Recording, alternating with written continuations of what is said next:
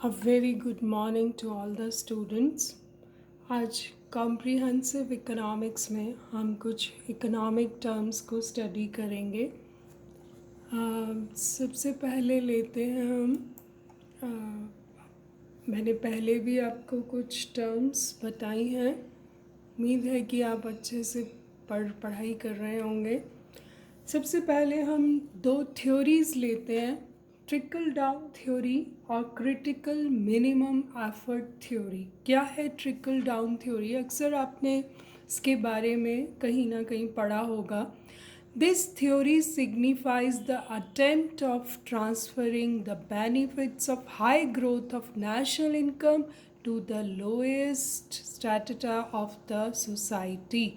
This theory ensures to reduce the income disparities in the society. It favors tax breaks and benefits for corporations and the wealthy class. इस theory का क्या कहना है कि किसी भी देश में, हिंदी में हम इसे टपकन सिद्धांत कहते हैं, कि किसी भी देश में राष्ट्रीय आय की उच्च विकास दर का लाभ समाज के सबसे निचले पायदान पर बैठे लोगों तक पहुंचाने का सिद्धांत टपकन सिद्धांत कहलाता है। इसमें प्रति व्यक्ति आय में वृद्धि के साथ साथ समाज में आय एवं धन के वितरण की असमानताओं में भी कमी करने का प्रयास किया जाता है। ऐसा कहा जाता है कि जो ये वेल्दी क्लास है, जो वही क्लास तो इन्वेस्टमेंट करती है किसी देश में और उससे न्यू एम्प्लॉयमेंट्स जनरेट होते हैं। तो इस क्लास को टैक्स ब्रेक्स के तौर पर या और बेनिफिट्स देकर उनके प्रॉफिट को इंक्रीज़ करना चाहिए ताकि वो उस प्रॉफिट को वो री इन्वेस्ट करें और दूसरे लोगों के लिए एम्प्लॉयमेंट जनरेट करें। तो ये है ट्रिकल डाउन थ्योरी। दूसरी थ्योरी हम पढ़ते हैं critical minimum effort theory. Critical minimum effort theory यानी कि कांतिक न्यूनतम प्रयत्न। यह सिद्धांत प्रोफेसर हार्वे लिबस्टीन ने प्रस्तुत किया था। उनके अनुसार अल्प विकसित देशों में दरिद्रता का दुष्चक्र पाया जाता है, जिसे आप विशियस सर्कल ऑफ पॉवर्टी कहते हैं। और उनके अनुसार जो उन्हें प्रति व्यक्ति निम्न आय संतुलन स्थिति के पास बनाए रखता है। तो जो विशियस सर्कल ऑफ पॉवर्टी होते हैं उसमें लोग हमेशा ही पुअर रहते हैं, वो उस दलदल से निकलने की कोशिश करते हैं तो भी नहीं निकल पाते। तो इस दलदल से निकलने का मार्ग है एक निश्चित क्रांतिक न्यूनतम प्रयत्न, जो प्रति व्यक्ति आय को उस स्तर तक बढ़ाए जिस पर सतत विकास कायम रहे। लेबस्टीन के अनुसार हर अर्थव्यवस्था में शॉक्स और स्टिमुलस होते हैं, जिसे हम झटके या प्रोत्साहन के नाम से भी जानते हैं। शॉक्स जो होते हैं वो मूलतः प्रति व्यक्ति आय कम करने का प्रभाव उत्पन्न करता है। जैसा कि हम आज अभी देखें कि कोविड-19 भी एक शॉक है अर्थव्यवस्था के लिए और इसने पर कैपिटा इनकम लोगों की बहुत ही कम कर दी है। जबकि प्रोत्साहन क्या होता है, स्टिमुलस होता है, उसे बढ़ाता है। कुछ देश इसलिए अविकसित हैं कि उनमें प्रोत्साहनों का आकार छोटा रहा है और झटकों का आकार बड़ा। उनकी इकोनॉमीज़ को बहुत सारे शॉक्स लगते हैं, लेकिन जितना स्टिमुलस देना चाहिए उतना स्टिमुलस नहीं मिलता उनको। केवल उस समय क्रांतिक न्यूनतम आगे आएगा और अर्थव्यवस्था विकास के मार्ग पर आगे बढ़ेगी, जब आय कम करने वाले कारकों की अपेक्षा आय बढ़ाने वाले कारक अधिक प्रेरित हो जाएंगे।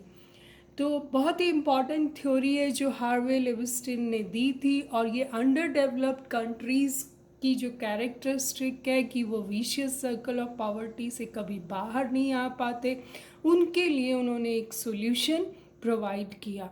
Very important theory of development. Next हम लेते हैं दो इकोनॉमिक स्कूल ऑफ थॉट्स को पढ़ते हैं। पहला है ऑस्ट्रियन स्कूल ऑफ थॉट और दूसरा मर्केंटिलिज्म स्कूल ऑफ थॉट। आपने दोनों थॉट्स के बारे में पढ़ा होगा। पहला जो ऑस्ट्रियन स्कूल ऑफ थॉट है, it was formed at the end of the 19th century. It was based on marginal analysis and deductive reasoning.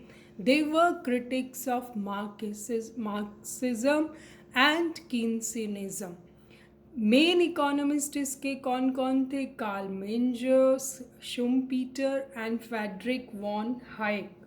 तो ये जो ऑस्ट्रियन स्कूल, ऑस्ट्रिया विचारधारा या ऑस्ट्रियाई अर्थशास्त्र के नाम से भी हम इसे जानते हैं, और ये 1840 और उन के आसपास इसका बर्थ हुआ, और इसके जो सक्सेसर्स थे वो इस पर स्टडी करते रहे।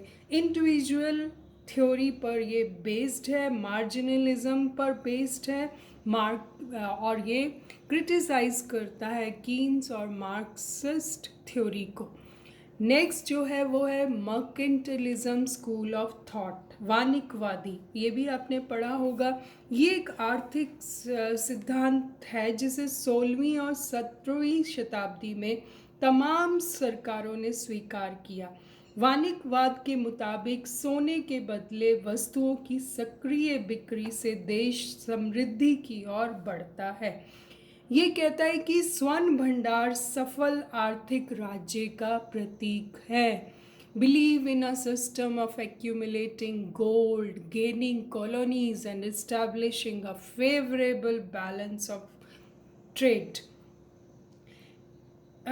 इसके अनुसार कि गोल्ड को बढ़ाने की निरंतर कोशिश की जानी चाहिए। वानिकवाद के अनुसार स्वर्ण भंडार घटाने वाले आयातों को सीमित रखना चाहिए।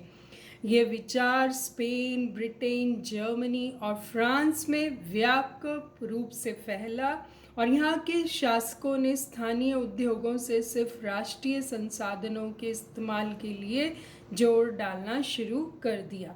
बाद में वानिकवाद के सुरक्षावादी विचार की आलोचना भी बहुत हुई। इन आलोचकों में क्लासिकल स्कूल ऑफ इकोनॉमिक्स के एडम स्मिथ और उसके अनुयायियों के नाम प्रमुखता से आते हैं। इस विचार को ज़्यादा महत्व नहीं दिया गया। तो हमने ये दो स्कूल ऑफ थॉट्स पढ़े। नेक्स्ट हम इंडस्ट्रियल टर्म्स देखते हैं दो। Automation, arbitration. ऑटोमेशन क्या होता है? अक्सर आपने इसके बारे में भी बहुत पॉपुलर वर्ड है। The use of machinery and technology to replace the labours work. It increases the demand of skilled labours. जैसे जैसे विकास हो रहा है वैसे वैसे हम देख रहे हैं कि मशीनरी और टेक्नोलॉजी रिप्लेस करती जा रही है।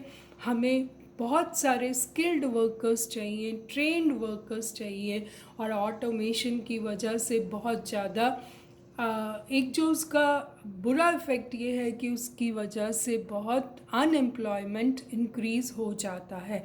बिकॉज़ जहाँ लेबर बहुत ज़्यादा है वहाँ पर अगर टेक्नोलॉजी आती है तो डेफिनेटली ये उनके हित में नहीं होता।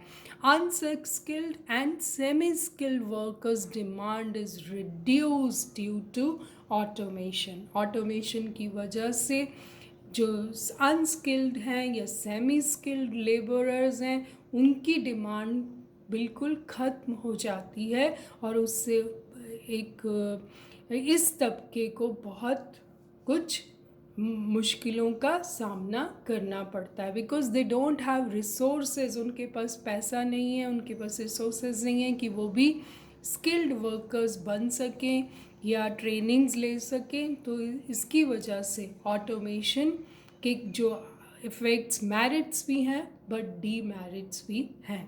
दूसरा टर्म है आर्बिट्रेशन, यानी कि मध्यस्थता। When there is an industrial dispute the arbitration comes to the force. जब भी इंडस्ट्रियल डिस्प्यूट होते हैं इंडस्ट्री के अंदर, किसी फर्म के अंदर, तो मध्यस्थ आकर उसको सॉल्व करते हैं। इसका जजमेंट कौन देता है? Judgement is given by the arbitrator.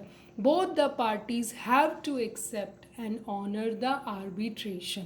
ऐसा माना है कि दोनों पार्टीज़ एक्सेप्ट करती हैं, उसको ऑनर करती हैं जो भी फैसला उस आर्बिट्रेटर के थ्रू लिया जाता है. It is the settlement of labour disputes between the employers and employees. Employer और एम्प्लॉयज़ के बीच में जो झगड़ा है उसको निपटाने वाले को हम आर्बिट्रेटर कहते हैं. और ये आर्बिट्रेशन वर्ड जो है ये इंडस्ट्री के ही तहत आता है. तो आज अपने ये वर्ड्स जाने. नेक्स्ट क्लास में हम कुछ और इसी तरह की टर्म्स लेंगे. Thank you so much.